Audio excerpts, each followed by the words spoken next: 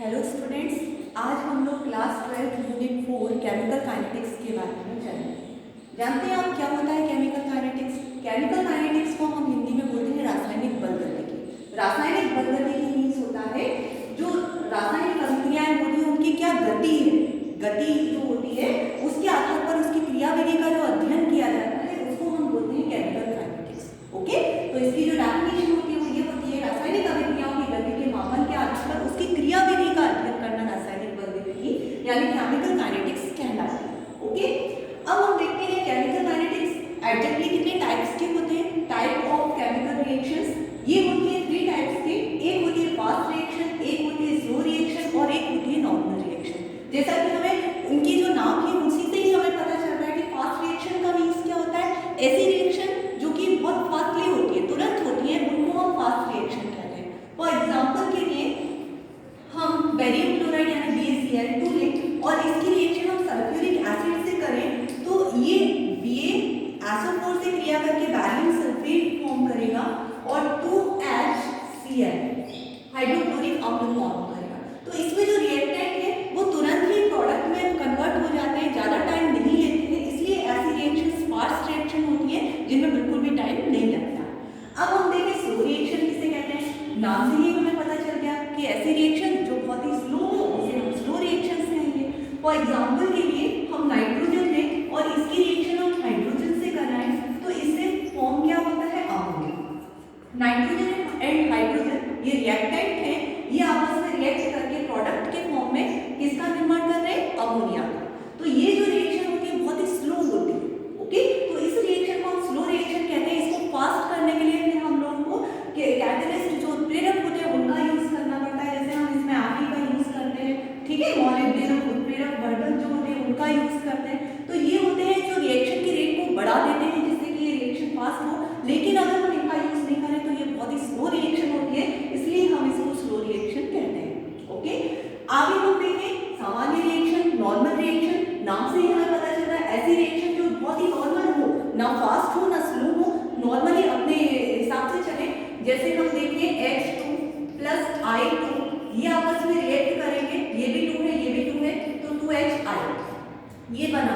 तो ये रिएक्शन ना तो बहुत फास्टली होगी ना ही बहुत स्लो होगी, नॉर्मली होगी, इसलिए इस रिएक्शन को हम नॉर्मल रिएक्शन कहते हैं। तो ये 3 टाइप्स होते हैं किसके, रिएक्शन जो भी होती है उसकी जो गति होती है उसके आधार पर ये 3 प्रकार के होते हैं। अब हम जाने कि अभिक्रिया की दर क्या होती है। अभिक्रिया की दर यानी rate of reaction. What is rate of reaction? Okay, तो इसमें आपको ये जानना जरूरी है कि कंसंट्रेशन क्या होती है। कोई भी रिएक्शन है, जैसे मैं आपको एग्जांपल इसी का दूं, इसमें ये क्या है, रिएक्टेंट है और ये क्या है, प्रोडक्ट है। अब रिएक्टेंट से क्या बनता है, प्रोडक्ट बनता है। ये आप लोगों को पता है, कोई भी रिएक्शन हो उसमें रिएक्टेंट से प्रोडक्ट बनता है। तो यहाँ पर उनकी कंसंट्रेशन में जो परिवर्तन हो रहा है, सांद्रता यानी क्वांटिटी की बात करें हम, तो स्टार्टिंग में रिएक्टेंट की क्वांटिटी ज्यादा होती है। फिर जब ये रिएक्टेंट आपस में रिएक्ट करते हैं तो किसका फॉर्मेशन करते हैं, प्रोडक्ट का। तो ये स्टार्टिंग में जैसे नाइट्रोजन और हाइड्रोजन हमने लिया तो क्वांटिटी इनकी क्या है, ज्यादा है। कोई भी रिएक्शन हो तो स्टार्टिंग में उसका रिएक्टेंट की क्वांटिटी क्या होती है, ज्यादा। अब धीरे धीरे रिएक्टेंट काय में कन्वर्ट होते हैं, प्रोडक्ट में। तो रिएक्टेंट की क्वांटिटी घटने लगती है और प्रोडक्ट की क्वांटिटी क्या होने लगती है, बढ़ने लगती है। ओके, तो ये जो कंसंट्रेशन में परिवर्तन हो रहा है मींस रिएक्टेंट कम हो रहे हैं, प्रोडक्ट ज्यादा हो रहे हैं। जो इसकी कंसंट्रेशन है वो जो चेंज हो रही है वो और कितने समय में वो हो रही है, इसका अध्ययन करना क्या कहलाता है, रेट ऑफ रिएक्शन कहलाता है।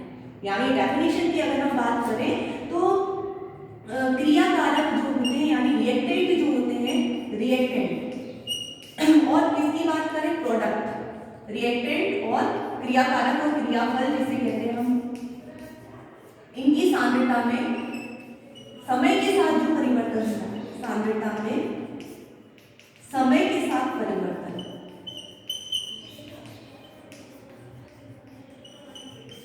रेट ऑफ रिएक्शन कहलाता है। क्या कहलाता है, अभिक्रिया की दर। मींस क्रियाकारक की सांद्रता कैसे बदल रही है, देखिए आप यहाँ ग्राफ में ये जो N2 और H2 है इनकी क्वांटिटी पहले सबसे ज्यादा थी, फिर धीरे धीरे कंसंट्रेशन यानी सांद्रता क्या हो गई, कम हो गई। तो रिएक्टेंट की सांद्रता क्या होती है, घटती है। अगर हम कोई बात करें प्रोडक्ट की तो उसकी सांद्रता क्या होती है, बढ़ती है। तो इसे हम क्या बोलते हैं, रेट ऑफ रिएक्शन। एक टाइम, एक निश्चित समय में क्रियाकारक और क्रियाफल की सांद्रता क्या होती है, जो परिवर्तन होता है उसको भी हम क्या बोलते हैं, अभिक्रिया की दर कहते हैं। ओके, ये चीज समझ में आ गई होगी।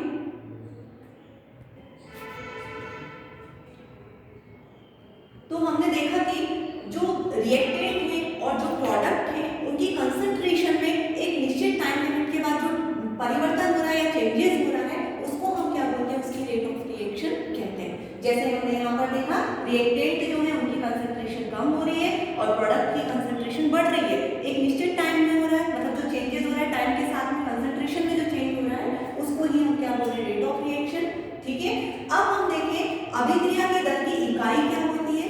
इसकी इकाई होती है mole litre inverse second inverse, ये इसकी इकाई होती है। फॉर्मूला हमने देख ही लिया, dx/dt, ये अभिक्रिया की दर का फॉर्मूला है और जो इकाई है mole litre inverse second inverse, ये आप याद रखिएगा। ओके, अब हम देखेंगे अभिक्रिया की दर को कौन से कारक हैं जो प्रभावित करते हैं, कौन इफेक्टिव करते हैं, कौन कौन से ऐसे कारक हैं। चलिए देखिए, हम बात करें हम सांद्रता की, कंसंट्रेशन की। मैंने बताया स्टार्टिंग जब होती है कोई भी रिएक्शन हो, उसकी जब स्टार्टिंग होती है तो किसकी क्वांटिटी ज्यादा होती है, रिएक्टेंट की।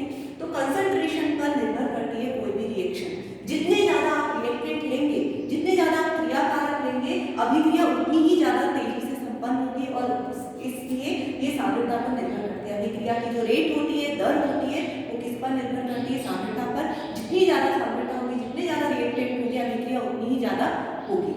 ओके, तो सांद्रता हो गया। दूसरी बात करें टेम्परेचर की, आप जितना ज्यादा तापमान बढ़ाएंगे अभिक्रिया उतनी ही तेजी से संपन्न होती है। ठीक है, अगर आप तापमान ज्यादा बढ़ाएंगे तो क्या होता है, किसकी सांद्रता बढ़ेगी, किसकी घटेगी, ये भी देखिए अपन। अगर आप तापमान बढ़ाएंगे तो जो हमारा रिएक्टेंट होता है, रिएक्टेंट की क्वांटिटी तो कम हो जाएगी, रिएक्टेंट कम होगा। क्यों? क्योंकि अब रिएक्शन बढ़ रही है। जैसा एग्जांपल है इसका N2 और H2 हमने लिए यहाँ पे। अब ये जो है रिएक्ट करेंगे, तो जब ये रिएक्ट करेंगे तो किसको फॉर्म करेंगे, अमोनिया फॉर्म करेंगे। तो यहाँ पर इसकी क्वांटिटी नाइट्रोजन और हाइड्रोजन की तो कम हो रही है और अमोनिया की क्या हो रही है, बढ़ रही है। तो यहाँ पर क्या होता है, जब आप तापमान बढ़ाओगे तो रिएक्टेंट किसमें कन्वर्ट हो जाएगा, प्रोडक्ट में। तो इसकी क्वांटिटी क्या हो जाएगी, कम, और इसकी क्वांटिटी क्या हो जाएगी, ज्यादा। ओके, तो यहाँ पर क्या होता है, जब हम तापमान बढ़ाते हैं तो रिएक्टेंट की क्वांटिटी कम हो जाती है और जो प्रोडक्ट होता है उसकी क्वांटिटी क्या हो जाती है, ज्यादा। अभिकारक की कम और उत्पाद की ज्यादा। ठीक है, तापमान बढ़ाते हैं। क्यों? क्योंकि ताप अगर बढ़ाएंगे तो ये आपस में नजदीक आएंगे और रिएक्शन फास्टली कन्वर्ट होंगे। मतलब ये जो BaCl2 है वो तुरंत ही BaSO तो वैसे फास्ट है, अगर हम टेम्परेचर देंगे तो और फास्ट है। ओके, अब हम बात करें दाब और आयतन की। तो दाब और आयतन, दाब जैसे हम कोई सी एक पिचकारी ले लें, ठीक है। अब पिचकारी जो लेते हैं हम, यहाँ पर हमने कोई भी पिचकारी ली और यहाँ पर हमने दाब लगाया। दाब लगाएंगे तो इसकी जगह क्या हो जाए, तो यहाँ पर जैसे ही हम क्या करेंगे, इसमें दाब लगाएंगे। हमें ये जानना जरूरी है कि दाब क्या होता है, आयतन क्या होता है। अब मैं पिचकारी को अगर अंदर की ओर दबा रही हूँ तो मैं दाब लगा रही हूँ। ओके, और आयतन यहाँ का जो भाग है, कितना जगह है उसमें, उसे हम उसका आयतन बोलते हैं। अब सपोज दैट मैंने यहाँ पर वही एग्जांपल लिया, नाइट्रोजन और हाइड्रोजन दो गैसेस डाल दिए। अगर ये आयतन इतना है, जगह ज्यादा है, तो इन दोनों गैसेस को आपस में रिएक्ट करने में टाइम लगेगा। ओके, अब मैंने इसमें दाब लगाया और ये जो पिस्टन है इसको मैं यहाँ पर लेके आ गई। अब जगह इतनी सी बची है ना, अब जगह कम हो गई यानी आयतन घट गया। दाब लगाया तो आयतन क्या हो गया, कम हो गया। तो आपको ये चीज याद रखनी है कि मैं इसमें दाब लगाऊंगी तो आयतन घटेगा, दाब बढ़ेगा तो आयतन क्या होगा, कम। जगह पहले इतनी ज्यादा थी, अब इतनी सी बची। जगह कम बची तो नाइट्रोजन और हाइड्रोजन पास पास आ जाएंगे और रिएक्शन फास्टली होगी। तो हमें इस कॉन्सेप्ट से ये चीज समझ में आई कि अगर हम दाब को क्या करें, ज्यादा करें और आयतन को क्या कर दें, दाब ज्यादा होगा तो आयतन घटेगा, तो आयतन कम हो जाए तो अभिक्रिया क्या होती है, तेजी से होने लगती है ना, रेट ऑफ रिएक्शन क्या हो जाती है, उसकी बढ़ जाती है। अगला पॉइंट है उत्प्रेरक की उपस्थिति में। अगर हम कैटलिस्ट, आप जानते हो उत्प्रेरक किसे कहते हैं। उत्प्रेरक जैसे मैंने यहाँ लिया, उत्प्रेरक स्वयं खुद पार्टिसिपेट नहीं करता, आपको ऐसी इनकी रिएक्शन हमने इससे कराई तो आपको यहाँ प्रोडक्ट में कोई ऐसी दिख रहा है क्या, नहीं। तो कैटलिस्ट जो होते हैं, उत्प्रेरक जो होते हैं, वो कभी पार्टिसिपेट नहीं करते रिएक्शन में, बस रिएक्शन की जो रेट होती है उसको या तो बढ़ा देते हैं या उसको घटा देते हैं।